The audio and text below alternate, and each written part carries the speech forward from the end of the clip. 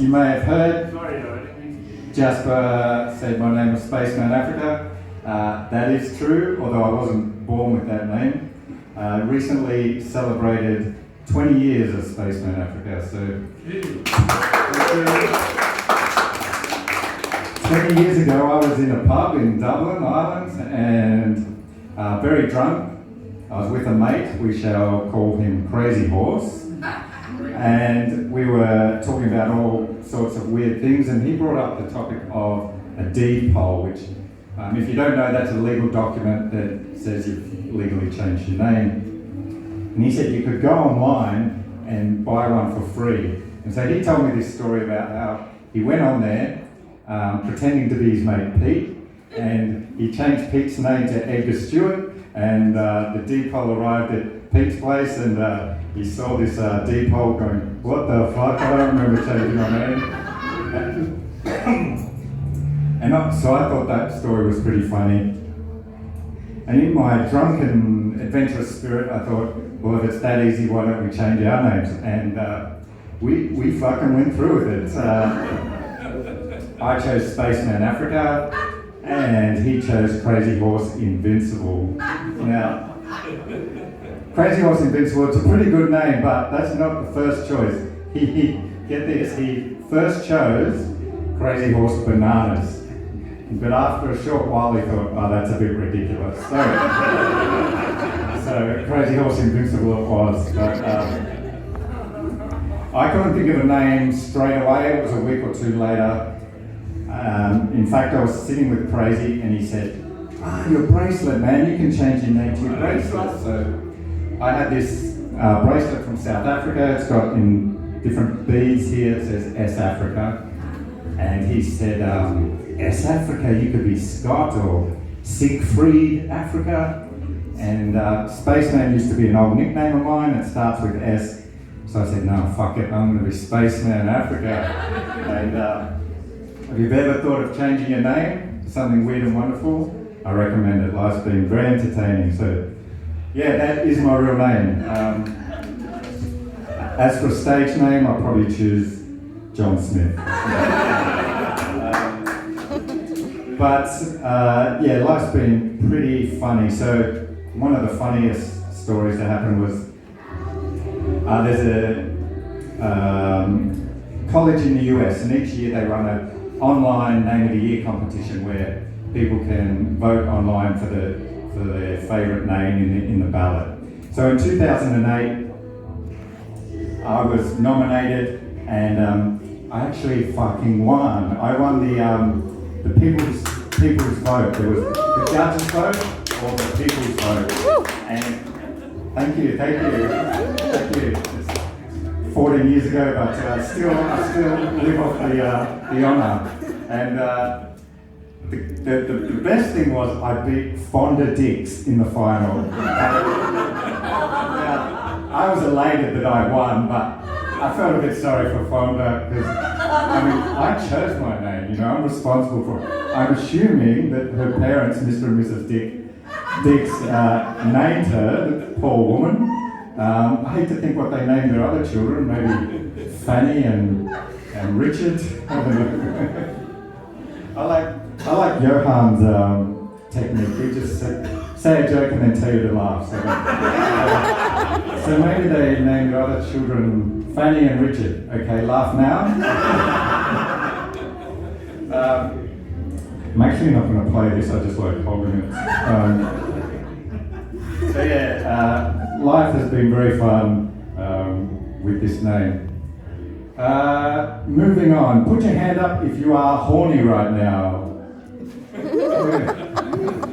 Alright.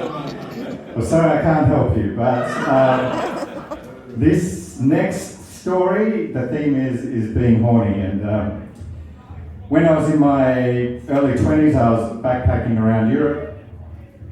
Woo! Yeah!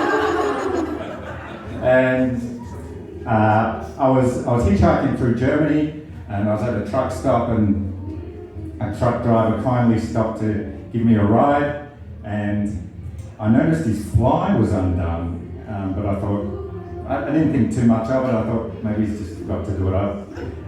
So we hop in his truck. It's one of those big rigs, and we're motoring down the autobahn, and everything's going all right. And then he pulls out a porn mag, and I thought, hello. And he hands it to me to have a look, and I don't mind looking at the porn mag, but I'm just browsing it politely. And then, like, he, and this is all in German. I know a few words, but not fluent by any means.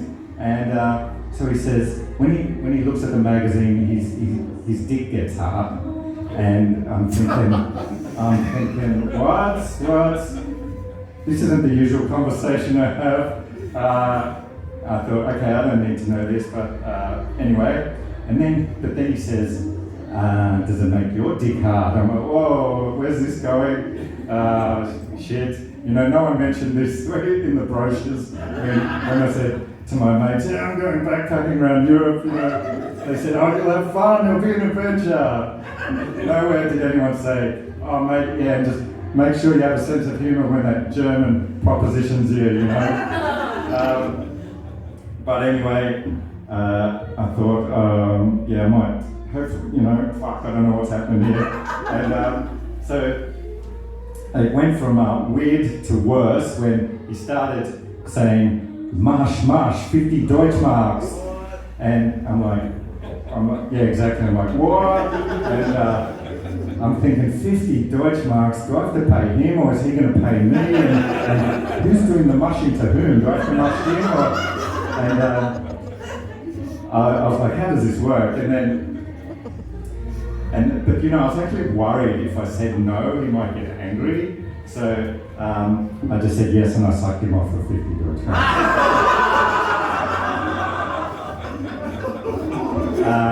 No, I did not. What I did was I hid behind the language barrier. So he's going, 50 Deutschmarks? And going, sorry mate, don't understand. That's what German, you know. This sort of action's very foreign to me. I've got no idea what you're talking about. And I could have gone on like that all day, and you know, I was pretending for a while, and eventually I thought I'll just let him down gently. So I said no, and his reaction actually did surprise me. He became all normal. He's like, oh, so are you a student, or are you just traveling around the country? What do you think of Germany? And I'm like, oh look mate, I just want to get off at the next stop. And when I mean get off, I mean, you know, just let me out of here, please. So yeah, he let me out and I just sat there at the truck stop in shock. And one thing I forgot to mention, an important part of this story, was when he was rubbing himself, I suddenly realised why his fly was under, because he was rubbing his bulge in his pants and I could see he had pink undies. And so when I was sitting there in shock, that image just stuck in my head, and unfortunately never been able to get rid of it, partly because I've written a song about it, that's why. Anyway, so I'm going to play a song for you. It's called Horny German Truck Driver. Speaking of feeling horny, I'm going to call my girlfriend up here to, this is just for backing vocal purposes, of course. Please, welcome Rebecca to the stage.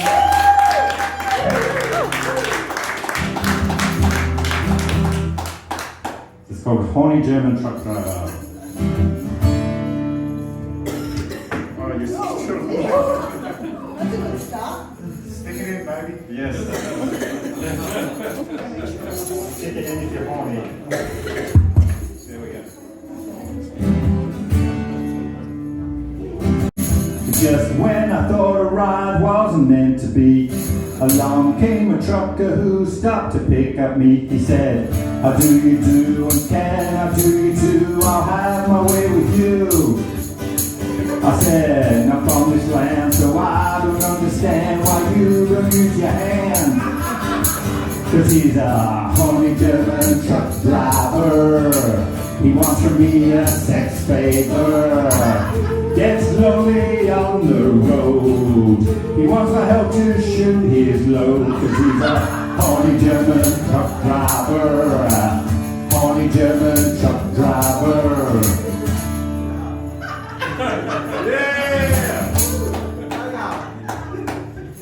He handed me a magazine which I was keen to read.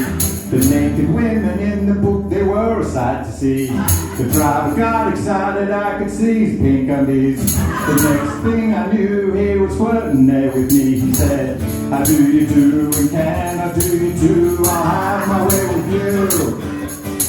I said, now from this land, so I don't understand why you don't use your hand. Cause he's a horny German truck driver. He wants from me a sex favor. Gets lonely on the road. He wants my help to shoot his load. Cause he's a horny German truck driver. Horny German truck driver. He set the price at 50. Who wants to pay him or me?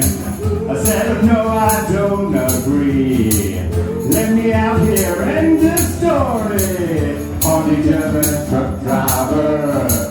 Horny German truck driver. Wants from me a sex favor. Horny German truck driver.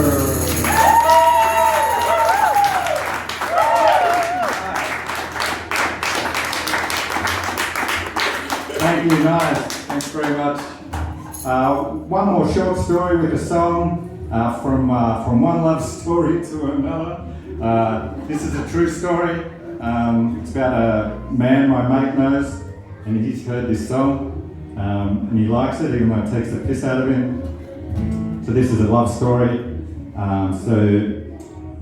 This man had a cat, and one day he was patting the cat, and he came across like this growth on the cat. It was like a mole.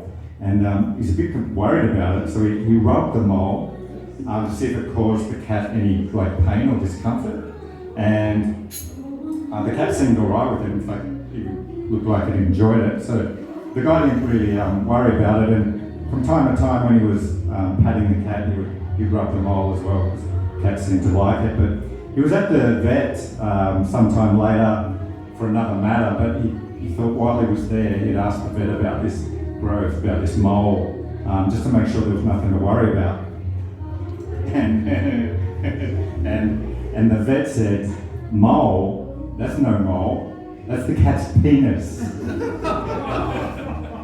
So, with a bit of help from AC/DC, I've written a song called It's a Long Way to the Top If You're Rubbing Kitty's Mole.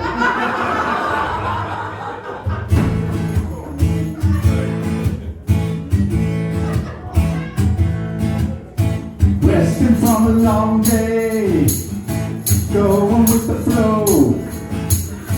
Kitty's coming my way, showing off his mole.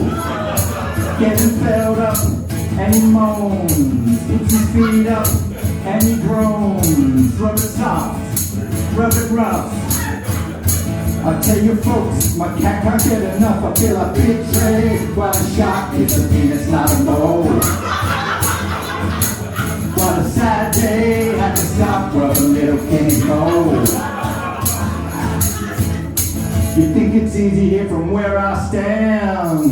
Today no one will shake my hand. What can I say? It's a cock and I thought it was a mole. What can I say? It's a cock and I thought it was a mole.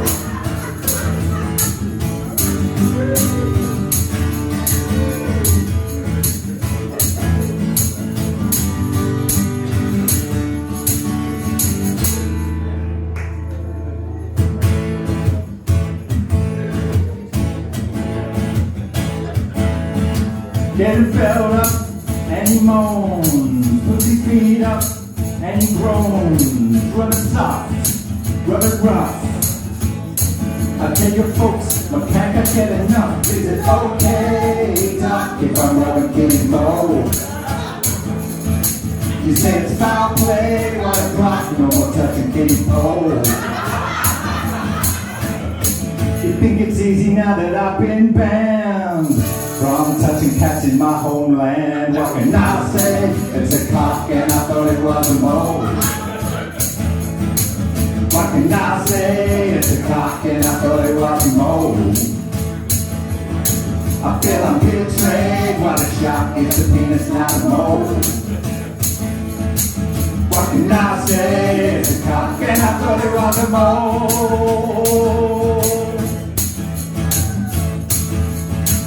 What can I say? It's a cock and I thought it was a mole.